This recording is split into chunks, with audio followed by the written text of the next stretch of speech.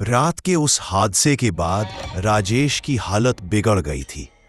उसकी आंखों में नींद नहीं थी और जहन में वही औरत घूम रही थी, वो सफेद साड़ी वाली जो कह रही थी, आगे वाले मोड़ पर मैंने मरा था।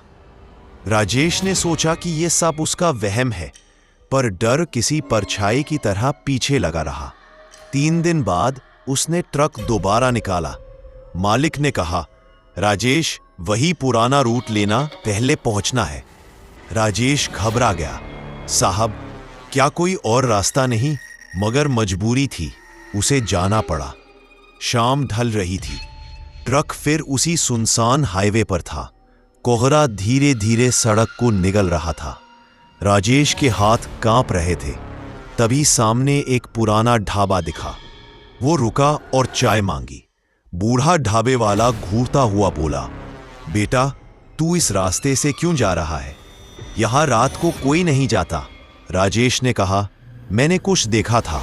एक औरत। बूढ़े की आंखें चौड़ी हो गईं। उसने फुसफुसाते हुए कहा, 3 साल पहले इसी मोड़ पर एक हादसा हुआ था।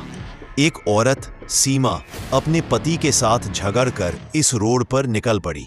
उसका पति ट्रक ड्राइवर था। उसी ने उसे कुचल दिया। राजेश के हाथ से कप गिर पड़ा।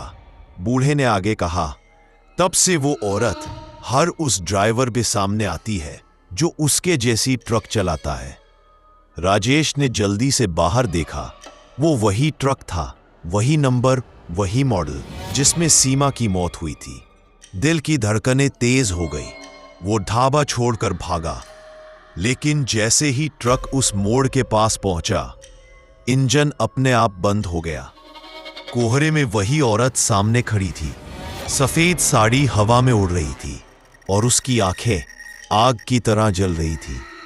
राजेश चीखा, मैंने कुछ नहीं किया। औरत धीरे से बोली, पर तू वही ट्रक चला रहा है जिसने मेरा खून किया था। उसने अपना हाथ उठाया और ट्रक के शीशे फटने लगे। राजेश ने डरकर आंखें बंद की।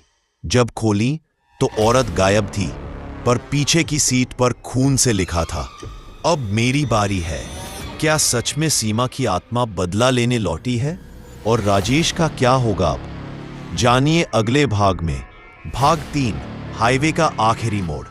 तब तक चैनल को लाइक, शेयर और सब्सक्राइब करना मत भूलिए, क्योंकि अगला भाग होगा अब तक का सबसे डरावना।